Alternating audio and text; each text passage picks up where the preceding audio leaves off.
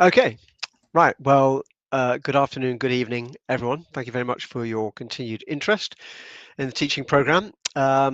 We've moved to a new platform, so please bear with us while this will be simpler to use in the future, but obviously there's some teething problems as we get used to it. So thank you very much for bearing with that. I hope that this is an easier platform to use. And again, as usual, you will receive the recordings for all of these automatically as you've registered.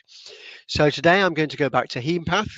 I had hoped to present some Trifine slides, but we've had a computer update recently, which means that my microscope camera software doesn't work anymore. So I am back to some virtual slides, which we have got from the British Lymphoma Pathology Group. And I know that we're about halfway through one of those EQA series when I last presented Heme.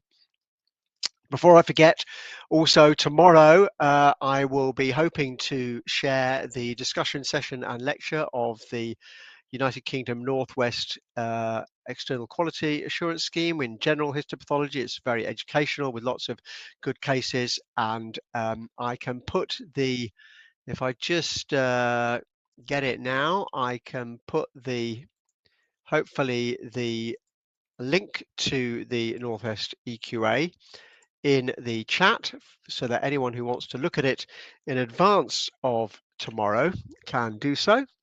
So I'll experiment now with the chat function. So I can put this in the chat. So that should now be in. So I've sent hopefully everyone can see that. So the registration, so Hend, in response to you, the registration will be, Ava will send out a registration link direct to all the normal socials and email lists directly after this talk. It'll be to join this webinar, and then I will patch us through to the there, Ava's already sent it out. That's great. And then I will patch us through to the EQA meeting. We can't register each person individually for the EQA meeting, but we have devised a means to join it via this webinar. So that will be from 2 o'clock to 5 o'clock UK time tomorrow. So this is presently 1 p.m. UK time, or just after, so it'll be 1 hour later than this tomorrow. And then next week we will return as usual on a Wednesday, at the usual time on a Wednesday, to cytology, my colleagues David Shelton and Noreen Akhtar. So I think that's you should have all that now. We'll just refresh that again at the end. So without further ado, so people can look through the virtual pathology. If I just share my screen, I'll be able to show you that briefly so that anyone who's interested can look at it in advance of the meeting. And then the cases are all discussed at the meeting. So if I just share my screen. So this is the first time I've done this. Hopefully everyone can see it. So this is the Northwest EQA Circulation BN, and there are a whole series of cases that we will go through. There are 12 relatively straightforward cases, and then there are 4 educational cases, cases 13, 14, 15 and 16, and they're very complex actually, and very good discussion. And then there's also a lecture on GI pathology from Neil Shepherd, who's an international expert in the area as well. So that's for tomorrow, but back to today. If I to share a new screen, I'll work out how to do all these different screens. So what I've worked out is that it's quite difficult it's a bit harder to share screens. So I'm sharing this screen now, and I'm going to go to the British Lymphoma Pathology Group EQA, and we were on EQA 22 when we last spoke, and we'd done cases 1, 2, 3, and 4. So we're on to case 5. So this is case 5. So this is resuming the teaching that we did when I last spoke on using this series. So we'll start off. So 29-year-old female with an enlarged lymph node. Let me just refer to my notes as well. I've got multiple screens here open. It's very difficult to do this.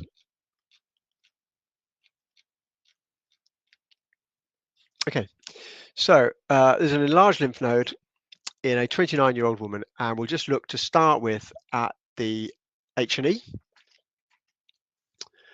So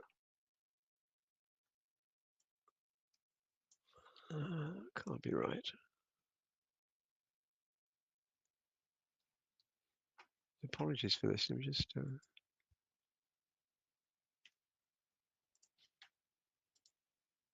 yeah, this is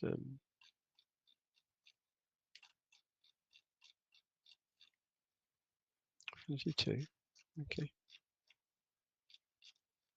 Yeah, this is case 5. Right. Yep, that's better. Right, 29-year-old woman. Any ideas from anyone in the audience? And it's difficult for me to see. I just need to see the chat at the same time. Anyone got any ideas what's going on in this node? I can look at it at slightly higher power. We've got these large confluent pale areas, quite a lot of fibrosis as well, and some reactive areas as well. You can also ask for some immunos if anyone would like to have any immunos for this. Look at it in slightly higher power. We have all these pale cells spread everywhere throughout the node. So has anyone got any requests for immunos? Excuse me.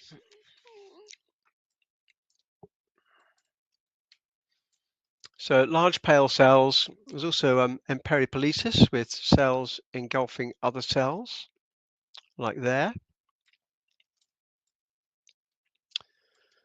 So large cells spread, excuse me, through the node. Areas of fibrous tissue as well. Okay, great, Hend. That's great. CD1A, S100, and the CD68. So, Hend, what are you thinking of in this node? We've got some reactive components, some fibrotic components, and pale components.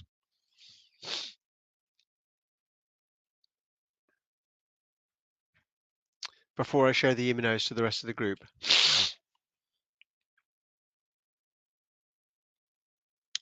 Very good, Rosai Dorfman. Okay, so superficially, other things that this could be, just at this power, you might consider a Hodgkin's with the very pale areas and all this fibrosis and irregular areas and some residual kind of hyperplastic or reactive areas. But then as you go into higher power, these don't really look like Hodgkin cells. And as I said, you have got this emperipolesis going on with cells engulfing other cells and all these large, very pale cells. So I'll show you the immunos for this case. We've got a CD1A. So this is that's correct, is it? Let's just see. It's the CD1A, which is negative.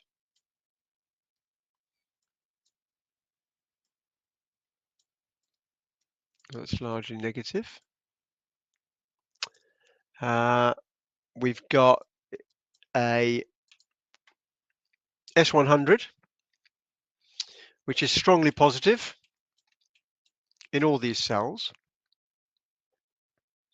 So obviously at a higher power, it didn't look to be like a Hodgkin cell, but this obviously fits with Rosai-Dorfman, and certainly you wouldn't get this number of histiocytes in any Hodgkin's disease.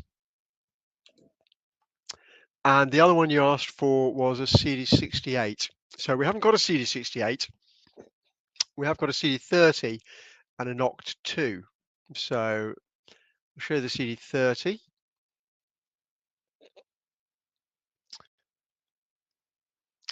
So there's quite a lot of positivity, but it's not in Hodgkin cells. It's in, just wait for it to come into focus.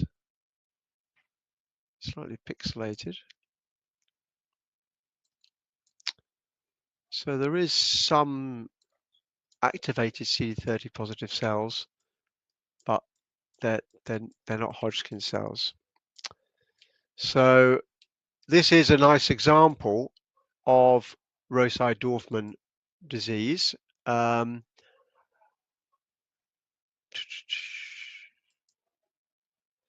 Not something we often see, actually, very uncommon for us to see in actual practice. Come in. Come in. Oh, hi, Pete. Just bear with me. Someone's going to change my computer because I've just managed to mess up something on the computer.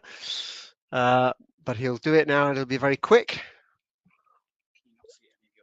No, so I pressed something and this, oh, where are we? Well, this task list appeared and all my cases, even when I go to my cases, I can't see them. That's really peculiar. I can come back if you're on a call. That's really not an issue. I'll be finished at about, would you be able to come back at 3? Just before 3. Sorry, I've got to childcare issues. Quarter to 3? Quarter to 3. Perfect. Thank you, Pete. Okay, something that our IT expert has not seen before. So a nice case of Rosai-Dorfman disease. Let me just. Some days one is plagued with problems. Today is one of them. Okay, are there any comments about that case before I move on to the next one? No, just stop the share. Any comments? So I think it's a really nice example of Rosai-Dorfman disease, which you hardly ever see in practice, actually. I don't know how many other people have seen one in real life. I've usually only seen them in EQAs, but this classic emperipolesis is a characteristic finding, and the immunoprofile confirms it. Okay. So without further ado, I'll go on to the next case. I'll just close some of these windows down. So the next case is number 6. Another 29-year-old, male this time, with multiple hypoechoic lesions in the parotid gland, and this is it.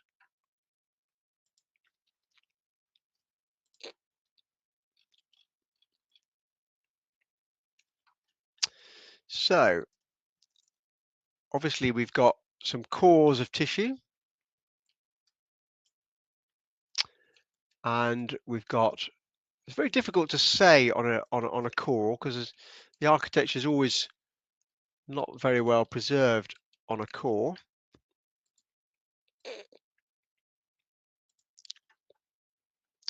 But the architecture is effaced. I can't see any normal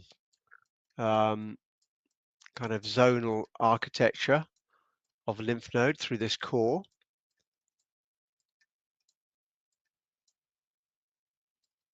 And at higher power,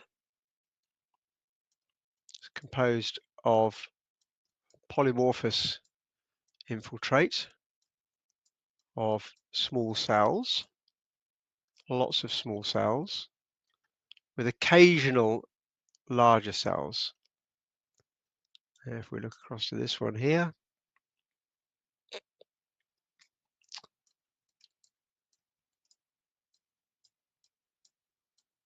So we've got some large cells and lots of smaller cells and some larger histiocyte-like cells. Any ideas from the group? What would you be thinking of with this type of biopsy? Kind of polymorphous, relatively diffuse infiltrate of cells. Well, this is an interesting case actually. When we come to the immunos, I think you'll be surprised, but so it's a good educational case.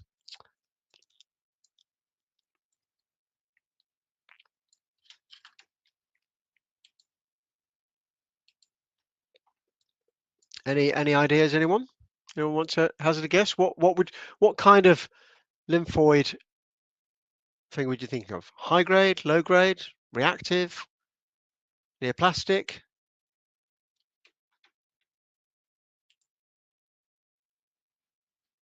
Okay, so I think again, Hen, thank you for your comments.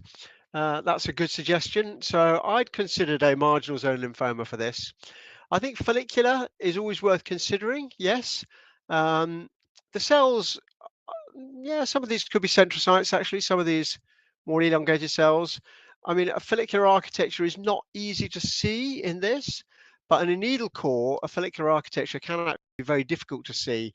And I think CD21 or 23, certainly 21, is good for highlighting follicular structures. But so in a needle core, it can be very difficult to see follicular structures. I mean, by contrast, we have got another case in this series which we looked at last time, which is follicular, which is this one here. And this one you can see even at low power, there is still some kind of residual, you can kind of make out the follicular structures. So I think in this one, I haven't got anything like that, but I think when you've got a low grade infiltrate, it's always worth considering follicular. So the immunos that we were given for this case, let's try and find the correct window to pick up the immunos. So we've been given a CD79A, an OCT2, a CD3, and a CD21. So this is the CD21. So we have got follicular dendritic cell networks, which are spread through the node, and they're fairly well defined, and they could easily be consistent with follicular, to be honest. So I think follicular is still in the mix. I think a marginal zone, which I've suggested, and Hen, you've suggested a MALT. I think that's also possible as well with this, because you can get follicular dendritic cell networks developing in marginal zone. You can get pseudo follicles developing in marginal zone lymphoma, so that's also a possibility. Let's look at some of the other immunos.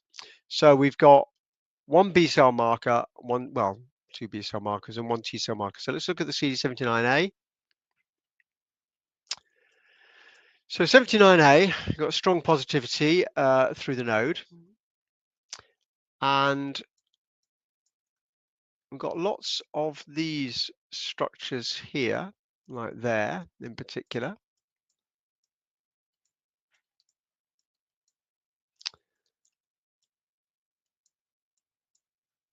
Another one there.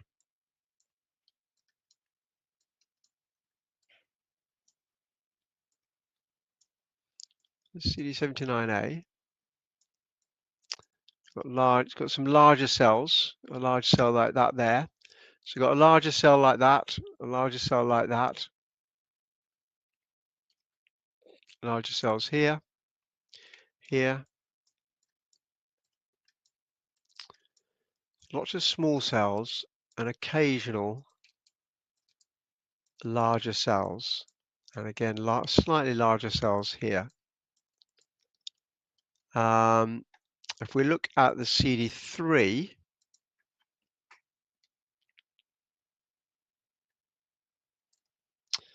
so a very strong CD3 background, which would be against a MALT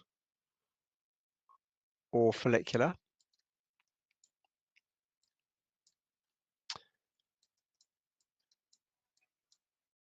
but in places the CD3 is forming little rosettes around cells, like there.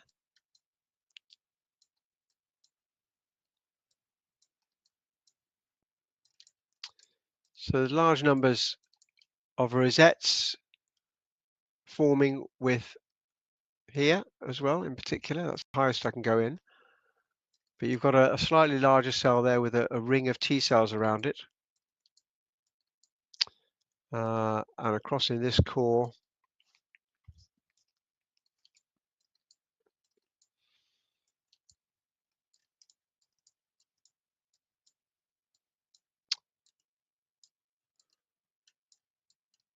some of these are blood vessels, but we have got other areas like that. And if we look at the OCT2,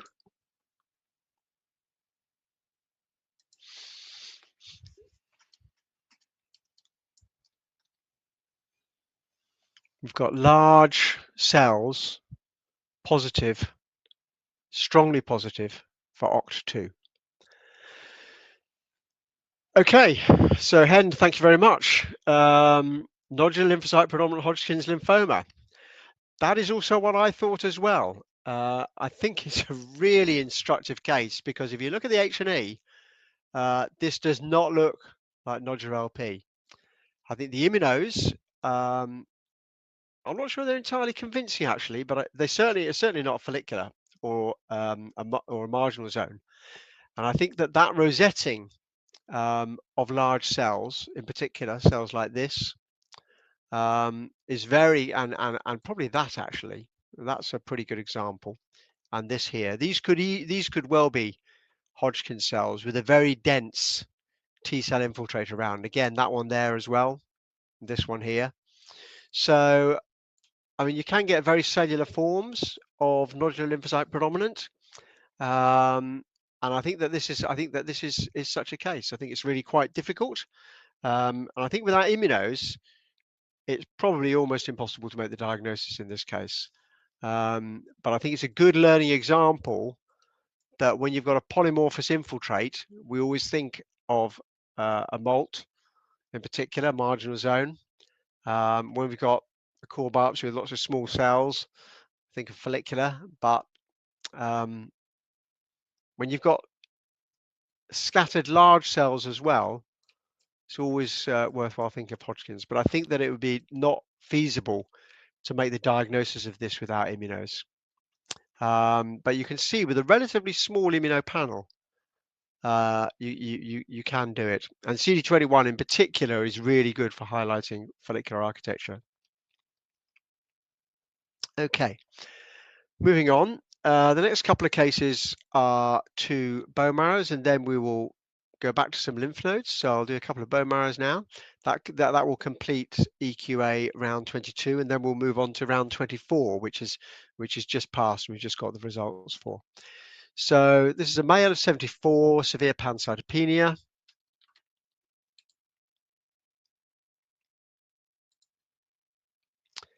And this is his marrow.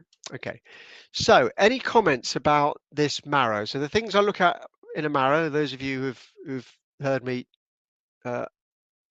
speak before, the adequacy, the trabeculae, the cellularity. I can't show you the reticulin on this, but that's what you start off with. So this core, I would say, has approximately 1, 2, 3, 4, 5, 6, 7, 8, 9, approximately 10 marrow spaces, I'd say, through there. Yep, so it's hypercellular. Thank you, Yun. It's very hypercellular for this age. Not maximally, because we've still got some fat spaces left. The trabeculae are normal, so it's adequate, hypercellular. And when I say hypercellular, I usually qualify that as either mildly, moderately, or severely. And this is markedly hypercellular. And it's a pancytopenia the patient has. And these are the cells. Okay, so Looking at the cells, would anyone like to describe these cells? They all look the same. They're kind of pale eosinophilic cells.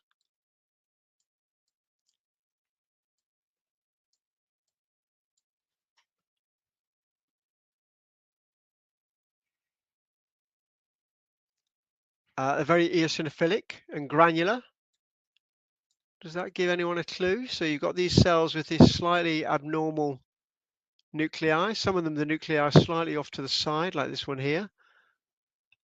Lots of eosinophilic granules in the cells. Some of them are slightly kidney bean shaped. Some of them are slightly grooved and notched.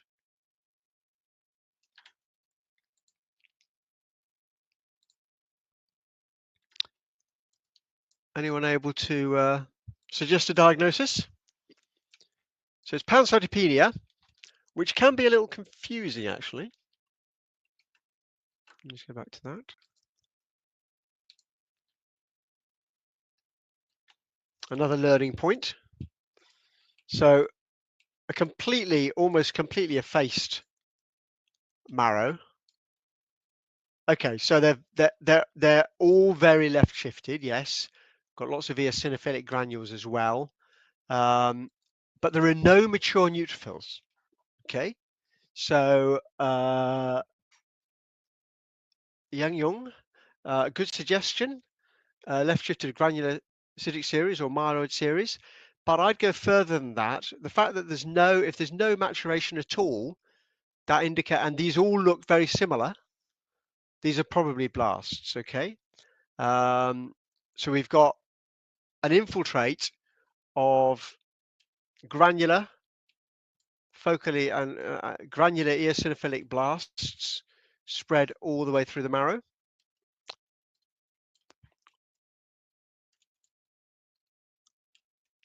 So if we've got a complete effacement, and if these are blasts, because there's no neutrophilic differentiation at all. So if you're thinking that this is left shifted myeloid, there would be some maturing neutrophils. There would be a range of differentiation, whereas this is all the same. Any more suggestions?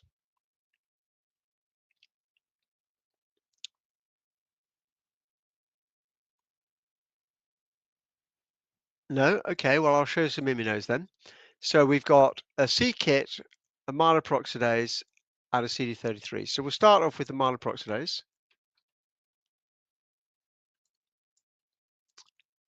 which is positive. It's variable, actually. It's interesting that some areas it's strongly positive. Some areas it's definitely positive, but less strongly positive. So variable positivity for myeloperoxidase. It's also positive for CD33, which, to be honest, I don't find the best marker in the world, actually, because there are lots of things that are positive for CD33. So sometimes it's the one thing that's positive when nothing else is, but it can be the fact that you've got CD33 positivity is probably not helpful in differentiating things, except that it tells you it's probably myeloid. And then we've also got c-Kit, which is a marker of immature cells. You've got to look carefully for CD117. And I think this is focally positive, but generally negative.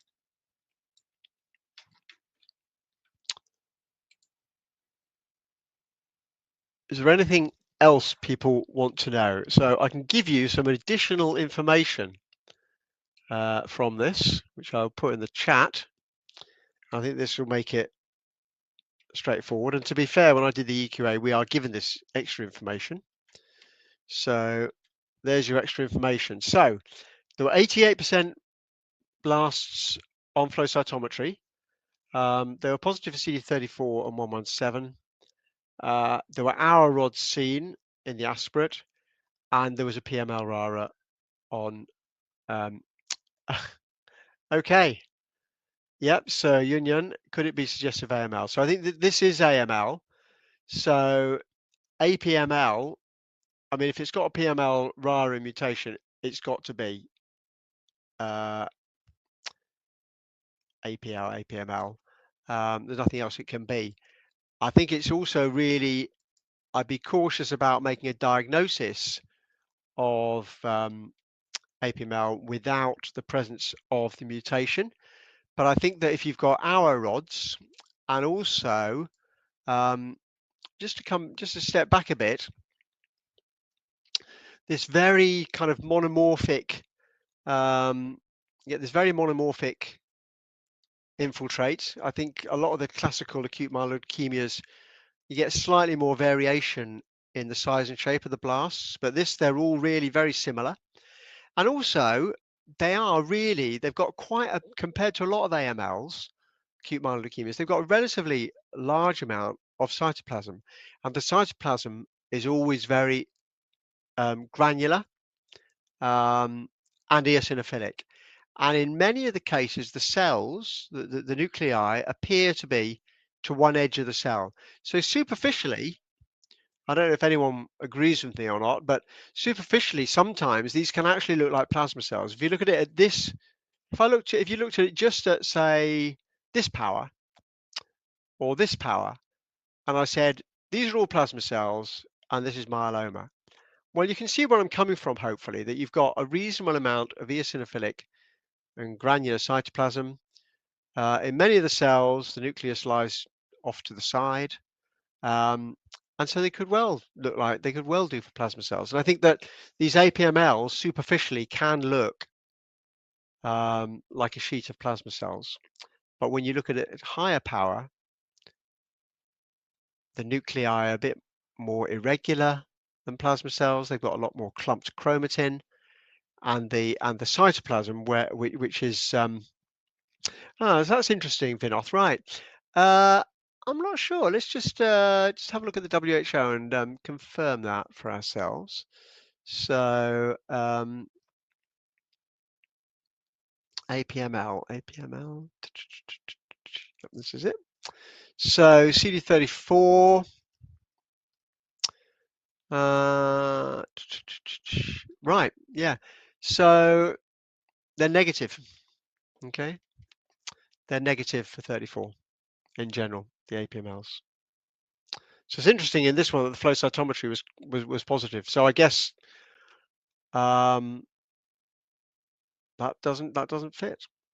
And they're positive for 117, but I think our 117 on the immuno was really very, very weak, wasn't it? If we find the 117 again, let me just find the 117.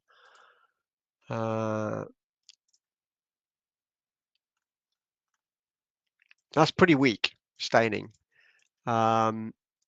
It's hard actually to see there are definitely positive cells, whether this is just interstitial staining. I think that's a very good point you've brought up, Vinoth, is how you combine flow cytometry results with morphology results and with molecular results. Obviously, if you've got, a PML rara mutation, it is APML, you're home and dry. I think in general, it depends how good the flow cytometry department is, how good the flow cytometry sample is, how well it's being gated to make sure you're looking at the right cells.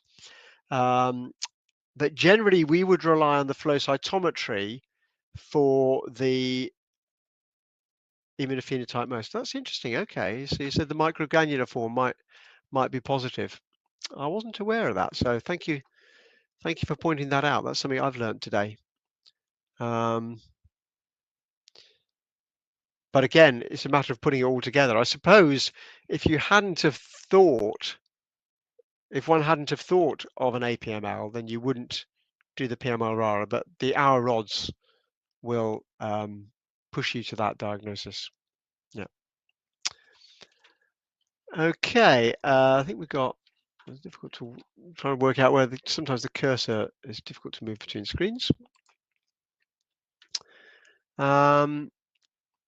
This webinar platform, actually, I'm discovering has probably slightly easier to use than Zoom in terms of screen presentation, and also putting the chat together with the presentation is also slightly easier. Right, so let me just close down a lot of these. and go to the next case, which is the final one in this EQA. And then what I think I'll do, rather than starting on another BLPG EQA, I will just give you a flavour of what you might expect from the Northwest EQA tomorrow by going through some of those cases. Right, so case 8, an 8-year-old, fatigue, weight loss, fever, and a skin rash. So this is what we were given to start with. And again, we have got additional information from this, which I will give you in a minute.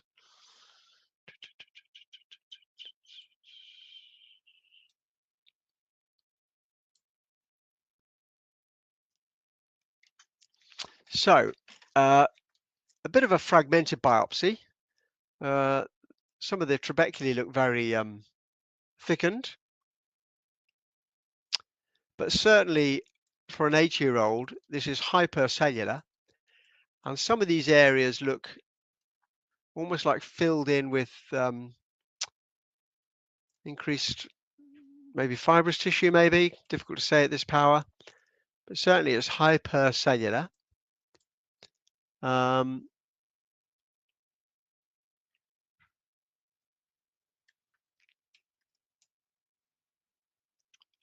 All the way through. So you can see a little kind of hint of streaming there, and quite marked streaming here, and also these thickened and enlarged bones. So you can obviously get streaming in myelofibrosis, but they haven't got increased megakaryocytes. I have lots of these increased spindly cells lying around like this, these here. So any ideas for what this one might be, just on the H&E alone? These spindle cells with this streaming artifact next to the trabeculae, thickened trabeculae in places as well.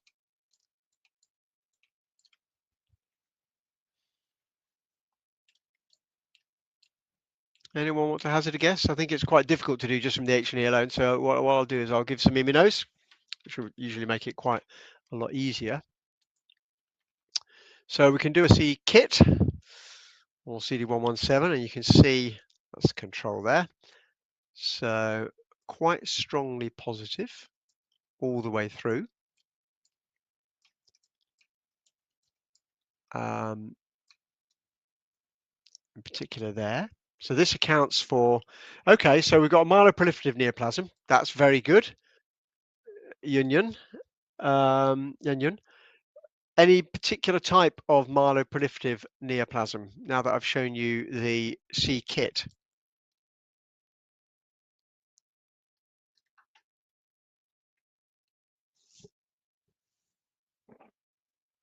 So c-KIT is 117, which we also use for not only for blasts, but we also use it for mast cells. So we've got a massive increase here.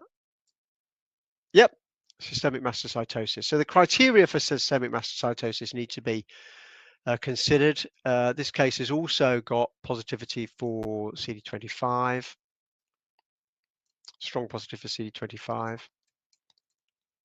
So I think it's actually a really nice example of systemic mastocytosis. And the additional information we had, I'll just pop that in the chat now. So there was no evidence of dysplasia. Myeloid gene panel detected a KIT mutation.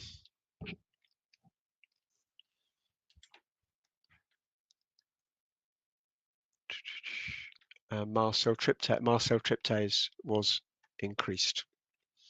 So in terms of the criteria for systemic mastocytosis, just to remind ourselves of that,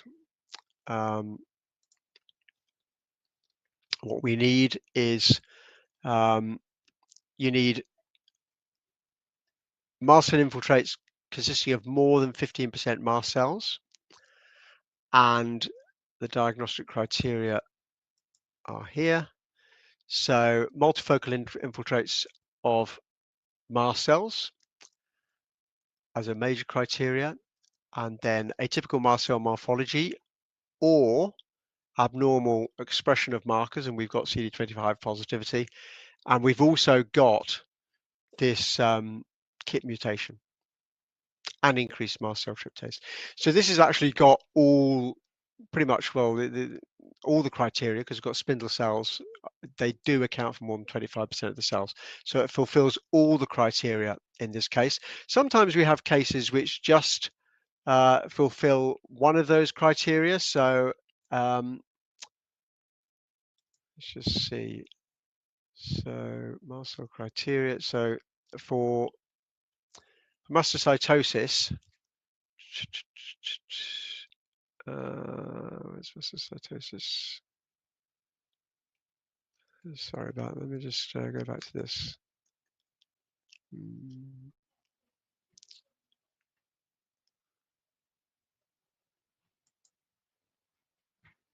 Right. So you have to have the major criteria and at least one minor or all the three minor. And not infrequently, we come across cases where we may have the major criteria, but no minor criteria, or we just have two of the minor criteria. And in those cases, even though you may be tempted to call it mastocytosis, you can't. So you have to refer to this one major and one minor, at least, or 3 out of the 4 minor. And it's not uncommon to get 2 minor. So you may have atypical mast cell morphology, and you may have CD25 positivity, but no mutation, no increased tryptase. That wouldn't count as mastocytosis. Okay, I will stop. That's the end of the circulation 22. Next, when I speak, I will go through, I'll either go through some Trefine cases, if I can get my camera working on my microscope again, which is probably more instructive, but also round 24, which is most recent EQA set from the BLPG, and that's actually got some quite challenging cases in it, so that'll be good to go through. They're very instructive cases, and I highly recommend that you go to the BLPG, to go to these. It's a virtual pathology at Leeds, which I'm sure many of you are aware of, and look at the BLPG EQAs. They're very good for heme. Right, just to whet your appetite. Hopefully it'll all go well. I have tested it with Ava, and I'm going to test it again because I'll be presenting it on my own without any assistance using this platform tomorrow. But we'll be able to go to the, and this is the, just to reiterate the registration. So this is the registration you will need.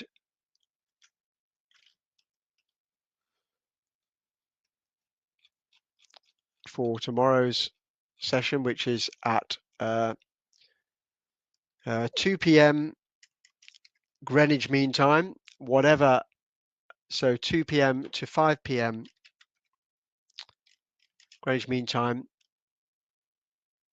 which is UK time, whichever your territory is. And Ava will send that out with the normal links. And I will just make sure I also have a note of that for tomorrow.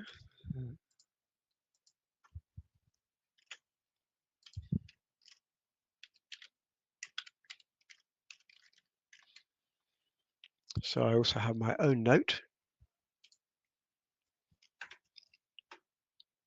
So we will be going through the Northwest EQA, and specifically they will be discussing this circulation here. These are the cases. So we can start off by looking at this one. They give a lot of information, these. So these are usually relatively straightforward. So 60-year-old female, we'll just do one or two before we finish and give you an idea of the kind of like level. So CT done for lung health check. So polypoid lesion in the left lower lobe of the bronchus, left lower lobe bronchus, and there were multiple fragments together 3 millimeters. They were positive for S100, SOX 10, CD68, Ki67 was very low, negative for A1 stroke A3, negative for saprophysin, and negative for TCF1. And this is the lesion. So any comments about what this might be?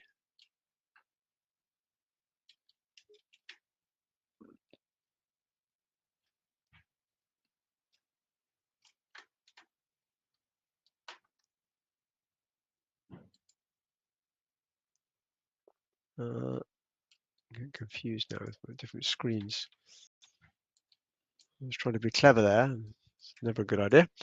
Okay, so one suggestion is granular cell tumor. Yeah, I think that's absolutely correct. Granular cell tumor. Well done, Mary and Yanyun. So these are always, I mean, there's a general EQA. It's much lower level, but it's also very useful for yourselves, and also all the past, if you go back to all the past, all these circulations are all on this website. So you can look at all of these EQAs. They're very good educational materials. Okay, I agree, granular cell tumor. Right, second case, but of course there will be some discussion from the audience tomorrow as to whether that's correct diagnosis or not. This is an interesting case. So back lesion, 4 fibrofatty pieces of tissue,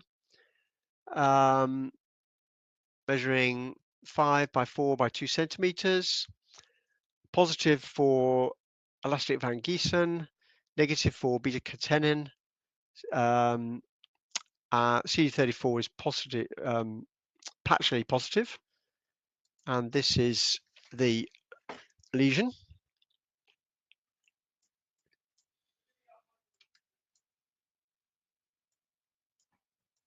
It's a little harder, this one, I think. We'll just move around it. So we have these relatively paucicellular areas. And tomorrow, the people who present these cases will present all the clinical information as well, and often macro photographs with them. So it's really a good educational meeting. And even though I only do Haempath at the moment, I still participate in this EQA and attend their meetings. I do autopsy work, so it's always good to see other things as well. So any ideas what this one might be? So I think the suggestion was that it was an elastofibroma. Let me just find my notes.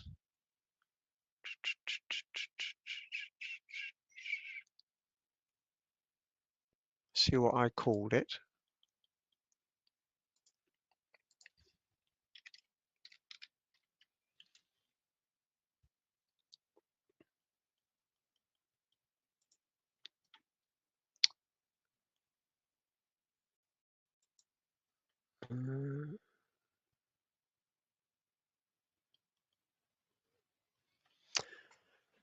Yep, so most people, this is the responses people had. So 90% of people thought it was an elastofibroma, 5% a fibrolipoma, and 5% a nuchal type fibroma. And yep, very good. Yan Yun, you're absolutely on it all the time. And obviously, going back to that first case, 100% thought that it was a granular cell tumor. I think that I'll stop there. I don't want to steal the thunder from tomorrow's meeting. I'll put back once again in the bottom of the chat a link to that. But if you go into the Leeds virtual pathology site and go to the most recent Northwest EQA, you will find it there.